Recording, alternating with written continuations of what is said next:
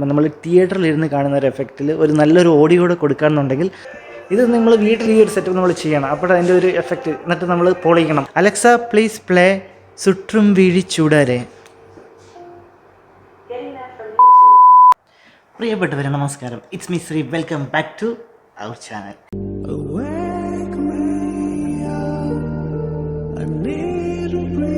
ഇന്ന് ഞാൻ നിങ്ങളെ പരിചയപ്പെടുത്താൻ പോകുന്ന ഐറ്റം എന്ന് പറയുന്നത് ആമസോണിൻ്റെ ഫയർ TV സ്റ്റിക്കാണ്.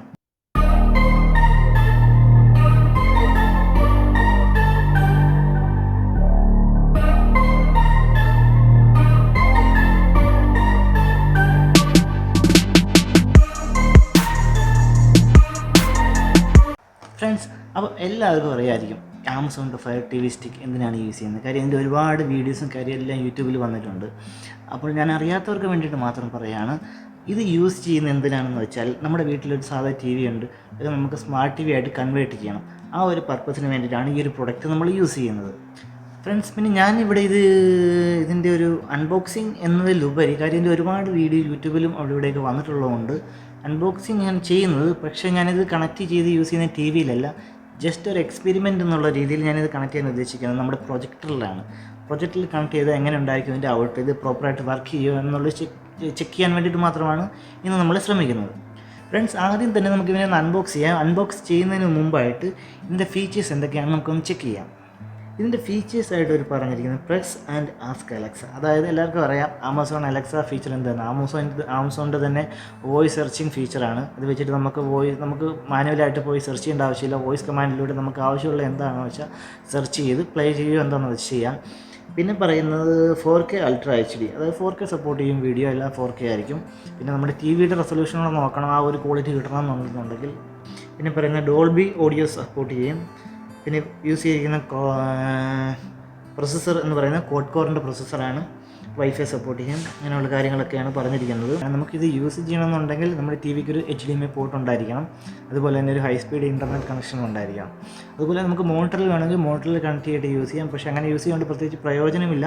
നമ്മുടെ മോണിറ്ററിന് ഒരു ഓഡിയോ ഔട്ട് ഉണ്ടാകണം. അല്ലെന്നുണ്ടെങ്കിൽ ശബ്ദം ഇല്ലെന്നുണ്ടെങ്കിൽ പിന്നെ നമ്മളിത് കണക്ട് ചെയ്തിട്ട് വലിയ കാര്യമില്ലല്ലോ. അതാണ് ഫ്രണ്ട്സ്. അപ്പം നമുക്ക് ഇതിനെ ഒന്ന് ഓപ്പൺ ചെയ്ത് നോക്കാം, എങ്ങനെ എന്തൊക്കെയുണ്ട് ഇതിൻ്റെ.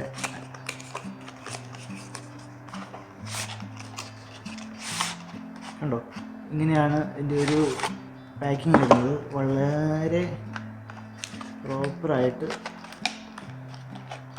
ഫൈൻ, ഞാനിത് ടേബിൾ വെച്ച് നിങ്ങൾ കാണിച്ചില്ല, അപ്പം നിങ്ങൾക്ക് കുറച്ചുകൂടെ ഒരു കൺവീനിയൻ്റ് ആയിട്ട് ഇത് കാണാൻ പറ്റും.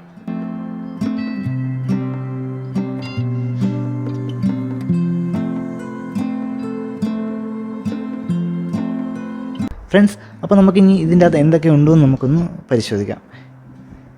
ഇതാണ് ആമസോൺ ഫയർ TV സ്റ്റിക്ക്. പിന്നെ ഇത് അലക്സ സപ്പോർട്ട് ചെയ്യുന്ന റിമോട്ടാണ്. പിന്നെ ഒരു USB കേബിളുണ്ട്. അതുപോലെ തന്നെ പവർ അഡാപ്റ്ററുണ്ട്. പിന്നെ HDMI കൺവേർട്ടറുണ്ട്. ഇത് നമ്മൾ എന്തിനാണ് യൂസ് ചെയ്യുന്നത് വെച്ച് കഴിഞ്ഞാൽ, ഇതിൽ കണക്ട് ചെയ്തിട്ട് ഫയർ TV സ്റ്റിക്ക് ഇതിൽ കണക്ട് ചെയ്തിട്ട് നമുക്ക് യൂസ് ചെയ്യാം. ഇത് യൂസ് ചെയ്താലാണ് അതിൻ്റെ പ്രോപ്പറായിട്ട് എക്സാക്ട്ലി അത് വർക്ക് ചെയ്യുന്നതാണ് അവർ പറയുന്നത്. ഇല്ലെങ്കിലും ഡയറക്റ്റ് കണക്ട് ചെയ്താലും വർക്ക് ചെയ്യും. പക്ഷേ എക്സാക്ട് ക്വാളിറ്റി കിട്ടണമെന്നുണ്ടെങ്കിൽ ഇത് ത്രൂ കണക്ട് ചെയ്യാനാണ് കമ്പനി പറയുന്നത്. ഫ്രണ്ട്സ്, പിന്നെ നമ്മുടെ ഈ റിമോട്ടിനെ കുറിച്ച് പറയുകയാണെന്നുണ്ടെങ്കിൽ നമുക്ക് ടൈപ്പ് ചെയ്യാൻ വളരെ ബുദ്ധിമുട്ടായിരിക്കും. അത്യാവശ്യം നമ്മൾ ഓരോന്ന് പെറുക്കി എടുത്ത് ടൈപ്പ് ചെയ്യേണ്ടി വരും. ആ ഒരു സംഭവം ഒഴിവാക്കാൻ വേണ്ടിയിട്ട് നമ്മുടെ ആപ്പ് സ്റ്റോറിൽ ഫയർ TV എന്ന് പറയുന്ന ഒരു ആപ്ലിക്കേഷൻ ഉണ്ട്. അത് ഇൻസ്റ്റാൾ ചെയ്യാം നമ്മുടെ ഫോണിൽ. അതിനുശേഷം നമ്മൾ സെർച്ച് ചെയ്യുന്ന സമയത്ത് നമ്മുടെ ഫയർ TV സ്റ്റിക്ക് ആ ഒരു ഇത് നമ്മുടെ ഫോണിൽ കാണിക്കും. അതിനുശേഷം അത് കണക്ട് ചെയ്യുമ്പോൾ എനിക്ക് തോന്നുന്നൊരു OTP എന്തോ ചോദിക്കുക, അത് നമ്മൾ പെയർ ചെയ്യുകയോ ചെയ്യണം. അതിനുശേഷം നമുക്ക് നമ്മുടെ ഫോണ് കീബോർഡായിട്ട് യൂസ് ചെയ്യുക. അപ്പോൾ ടൈപ്പ് ചെയ്യാൻ കുറച്ച് ഈസി ആയിരിക്കും. പിന്നെ നമുക്ക് പറയാനുള്ളതെന്ന് വെച്ച് കഴിഞ്ഞാൽ, ഇതിൽ നിറയെ ആപ്ലിക്കേഷൻസ് ഉണ്ട്. നമുക്ക് യൂട്യൂബ് കാണാം, നെറ്റ്ഫ്ലിക്സ് ഉണ്ട്, ആമസോൺ ഉണ്ട്, പിന്നെ എന്താ പറയുക ഹോട്ട്സ്റ്റാർ ഉണ്ട്. മലയാളം ചാനൽസൊക്കെ കാണുന്നുണ്ടെങ്കിൽ യൂട്യൂബിൽ പോയി കഴിഞ്ഞാൽ നമുക്ക് മലയാളം ചാനൽസ് അവൈലബിൾ ആണ്. ഫ്രണ്ട്സ്, ഇനി നമ്മൾ ടെസ്റ്റ് ചെയ്യാൻ വേണം പ്രൊജക്ടറിൽ കണക്ട് ചെയ്ത്. അതിന് മുന്നേ നമുക്കിതൊന്ന് കണക്ട് ചെയ്ത് സെറ്റ് ചെയ്യാം ഇത് തമ്മിൽ. അതിന് വേണ്ടിയിട്ട് ആദ്യം നമ്മുടെ ഫയർ TV സ്റ്റിക്ക് എടുത്ത് അതിലോട്ട് നമ്മുടെ HDMI എക്സ്റ്റൻഡർ കണക്ട് ചെയ്യുകയാണ്. കണക്ട് ചെയ്തു. ഇനി ഇതിൽ കാണിച്ചിരിക്കുന്ന ഒരു നമ്മുടെ പവർ കൊടുക്കാനുള്ള ഒരു ഇതുണ്ട്. അതിലോട്ട് നമ്മുടെ ആ USB കേബിളാണ്. USB കേബിളിൻ്റെ ആ ഒരു സൈഡ് നമ്മൾ കണക്ട് ചെയ്യുന്നു. ഇനി ഇതിൻ്റെ മറ്റേ അറ്റം എന്ന് പറയുന്നത് USB പോർട്ടാണ്. ഇത് നമ്മുടെ ചാർജറാണ്. ഈ ചാർജറിലോട്ട് കണക്ട് ചെയ്യുന്നു. എന്നിട്ട് ഇത് നമ്മളൊരു പവറിൽ കണക്ട് ചെയ്യുന്നു. അപ്പോൾ ഈ ഡിവൈസ് ഓൺ ആവുന്നതായിരിക്കും fire T V stick. Friends, ഇതാണ് നമ്മുടെ പ്രൊജക്ടർ. അപ്പോൾ നമുക്ക് ആദ്യം നമ്മുടെ പ്രൊജക്ടർ ഒന്ന് ഓൺ ആക്കാം. പ്രൊജക്ടർ ഓൺ ആയിട്ടുണ്ട്. ആ സമയം നമുക്ക് നമ്മുടെ ഫയർ ടി വി സ്റ്റിക്ക് പവറിൽ കണക്ട് ചെയ്തിട്ട് ഒന്ന് ഓൺ ആക്കാം. ഓക്കെ ഫ്രണ്ട്സ്, അപ്പം നമ്മുടെ പവർ നമ്മൾ കണക്ട് ചെയ്തിട്ടുണ്ട്. ഇനി നമുക്ക് ഫയർ ടി വി സ്റ്റിക്ക് എടുത്തിട്ട് പ്രൊജക്ടറിൽ കണക്ട് ചെയ്യണം. അതിൽ ഇപ്പം നമ്മുടെ Fire T V stick on ആണ്. അതിന് ശേഷം നമ്മളത് നമ്മുടെ പ്രൊജക്ടറിൻ്റെ HDMI പോർട്ടിൽ കണക്ട് ചെയ്ത് കൊടുത്തു. ഇപ്പോൾ നമ്മുടെ സ്ക്രീനിൽ എന്താ വരുന്നത് നോക്കാം. ഇതുണ്ടോ, ഫയർ ടി വി സ്റ്റിക്കിൻ്റെ ഒരു ലോഗോ വന്നിട്ടുണ്ട്. ഇനി നമുക്ക് നമ്മുടെ ലൈറ്റ് ഒന്ന് അണയ്ക്കാം. ഫ്രണ്ട്സ് കണ്ടോ, ഇതാണ് നമ്മൾ പ്രൊജക്ടറിൽ കണക്ട് ചെയ്തപ്പോൾ ഉള്ള ഒരു സെറ്റപ്പ്. നമ്മുടെ പ്രൊജക്ടർ ഇവിടെ ഓണാണ്. അപ്പോൾ നമുക്കൊരു കാര്യം മനസ്സിലായി, ഇത് ടി വിയിൽ മാത്രമല്ല പ്രൊജക്ടറിലും വർക്ക് ചെയ്യും. നമ്മുടെ വീട്ടിലൊരു ചെറിയ പ്രൊജക്ടർ എന്തെങ്കിലും ഉണ്ടെന്നുണ്ടെങ്കിൽ ഈസി ആയിട്ട് നമുക്കിത് കണക്ട് ചെയ്ത് യൂസ് ചെയ്യാം. പിന്നെ ഇതിൻ്റെ ഒരു അഡ്വാൻറ്റേജ് എന്തെന്ന് വെച്ചാൽ, എന്താ പറയുക, നമ്മുടെ പുതിയ മൂവീസൊക്കെ ഇറങ്ങുന്ന ടൈമിൽ ആമസോണിൽ, പ്രൈമിൽ, അതുപോലെ യൂട്യൂബ് വീഡിയോസൊക്കെ നമുക്ക് കാണാൻ പറ്റും. ടി വിയിൽ കാണുന്നതിൽ നല്ല വ്യത്യാസം ഉണ്ടായിരിക്കും. നിങ്ങൾക്ക് ഇപ്പോൾ തന്നെ കണ്ടാൽ മനസ്സിലാവും. നമ്മൾ തിയേറ്ററിൽ പോയിരുന്ന് എങ്ങനെയാണ് സിനിമ കാണുന്ന ആ ഒരു രീതിയിൽ നമുക്ക് കാണാൻ പറ്റും. നല്ലൊരു സ്പീക്കറോ കാര്യമോ എന്തെങ്കിലുമൊക്കെ ഉണ്ടെന്നുണ്ടെങ്കിൽ നമുക്കിത് കണക്ട് ചെയ്ത് കഴിഞ്ഞാൽ അസൽ ഒറിജിനാലിറ്റി കിട്ടും. നമ്മൾ ആ തിയേറ്ററിൽ ഇരുന്ന് കാണുന്ന ഒരു എഫക്റ്റ് കിട്ടും. ഫ്രണ്ട്സ്, നമുക്കിനി ഇതിൻ്റെ വൈഫൈ ഒന്ന് കണക്ട് ചെയ്യാം. ഇത് കണക്ട് ചെയ്യാൻ വളരെ സിമ്പിളാണ്. ഫസ്റ്റ് ടൈം ഞാൻ ഒരു പ്രാവശ്യം കണക്ട് ചെയ്തു, അതുകൊണ്ടാണ് ഇതിൻ്റെ ആ ഒരു സ്ക്രീനെല്ലാം വന്നത്.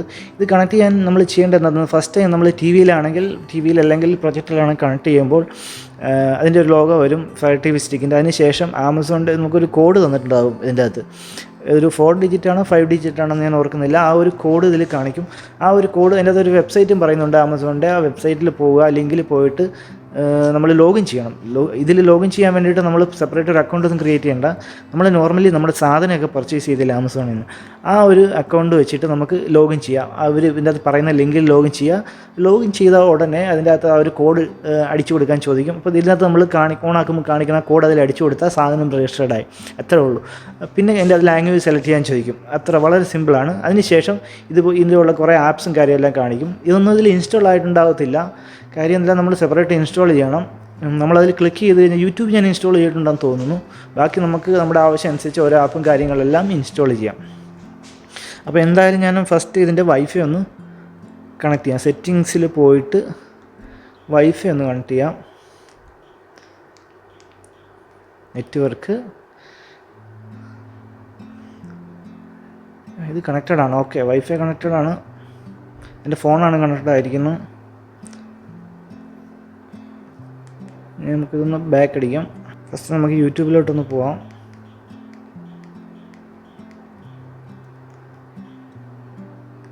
നെറ്റ് നല്ല സ്പീഡ് ഉണ്ടാവണം, അതാണ് ഒരു മെയിനായിട്ടുള്ളൊരു കാര്യം. ഇതിപ്പോൾ ഞാൻ സൈൻ ഇൻ ചെയ്യാത്തതുകൊണ്ടാണ്. ഇതുണ്ടോ, എങ്ങനെയുണ്ട് സെറ്റപ്പ്? നമുക്ക് ഏതെങ്കിലും ഒരു വീഡിയോ പ്ലേ ചെയ്ത് നോക്കാം.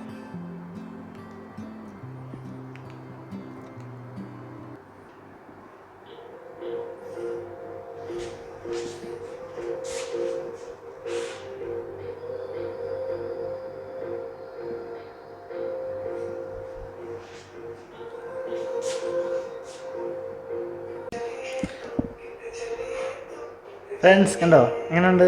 പൊളിയല്ലേ?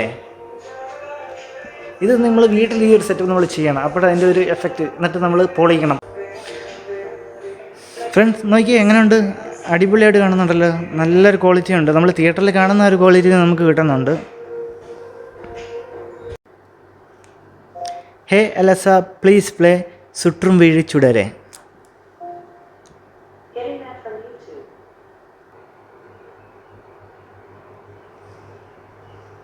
പണി പാളിയിലൂടെ ഇതെന്തോ ഞാൻ പറഞ്ഞതിൽ എന്തെങ്കിലും മിസ്റ്റേക്ക് ഉണ്ടോ? അലക്സ പ്ലീസ് പ്ലേ സുற்றும் വീഴി ചുടരെ. അപ്പോൾ എല്ലാവർക്കും ഈ ഒരു ഫയർ ടി വി സ്റ്റിക്കിൻ്റെ ഈ ഒരു എക്സ്പെരിമെൻ്റ് എന്ന് പറയുന്നില്ല ഞാൻ, ഈ ഒരു ചെറിയൊരു സെറ്റപ്പ് എല്ലാവർക്കും ഇഷ്ടപ്പെട്ടെന്ന് വിചാരിക്കുന്നു. ഇങ്ങനെ ചെയ്ത് നോക്കാൻ താല്പര്യമുള്ളൊരു ചെറിയ പ്രൊജക്ടർ എവിടെന്നെങ്കിലും വാങ്ങുക. അതിനുശേഷം ഇതൊന്ന് കണക്ട് ചെയ്ത് യൂസ് ചെയ്യുക.